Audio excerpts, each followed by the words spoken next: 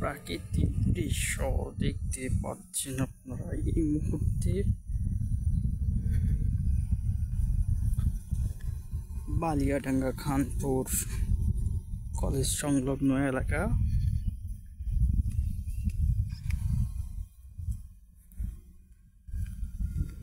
যেহেতু বাঙালি জাতি, আমরা প্রকৃতি প্রেমী, প্রকৃতিকে ভালোবাসি, প্রকৃতি নিয়ে আমরা বাঁচতে চাই।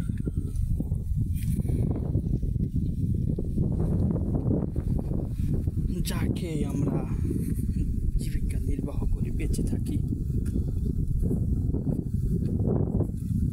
সেটা হলো একমাত্র আর কিছু নয়, শুধু ধান থেকে যে চাউল হয়, সেই চাউল না হলে আমরা চলতে পারি না। বাঙালি মাছে ভাত বাঙালি। এই জন্য আপনাদের এখন দেখাতে আসলাম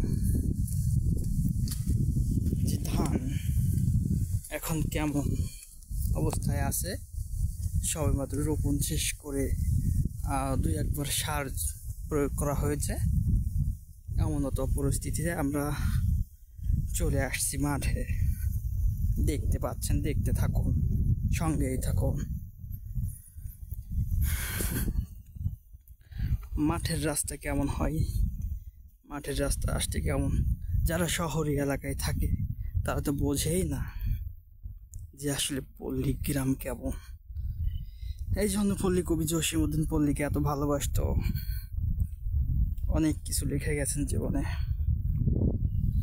তার প্রতি গভীর শ্রদ্ধা, ভালোবাসা, অভিনন্দন।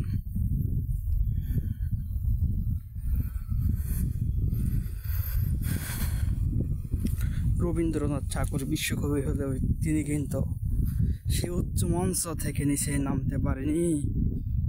সব জায়গায় ঘুরে দেখার সুযোগ তার হয়নি।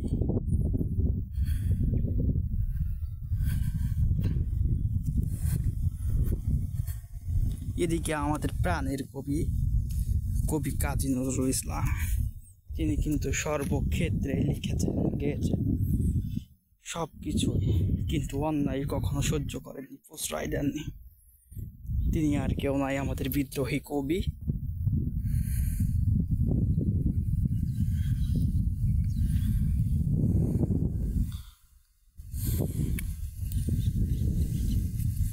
ধানের এখন শিশুকাল, এরপরে হবে বাল্যকাল। মাশাআল্লাহ মাশাআল্লাহ, এই জমিটাতে কত সুন্দর ধান হয়েছে, মাশাআল্লাহ, অনেক সুন্দর। বাহ, মাছ হয়েছে জমিতে।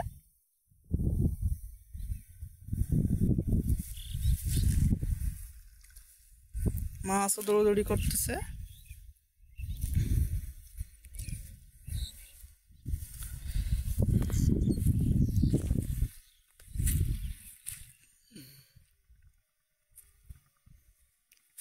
দেখে এখান থেকে একটু ক্যামেরা ধরি আমরা, এখান থেকে কেমন দেখা যায়। ও মাশাআল্লাহ, ফাইন ফাইন, অসাধারণ লাগছে, অনেক সুন্দর। এমন একটা দৃশ্য আর কোথায় পাবো আমরা।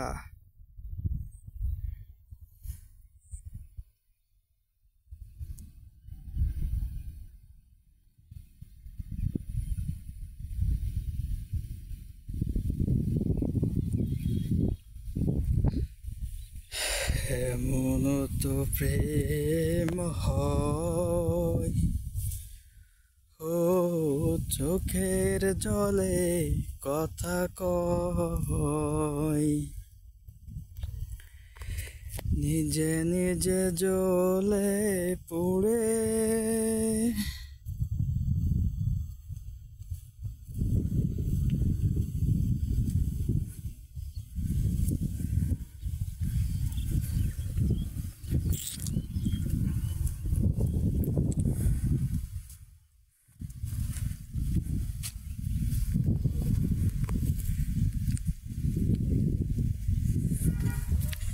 কর্দমযুক্ত।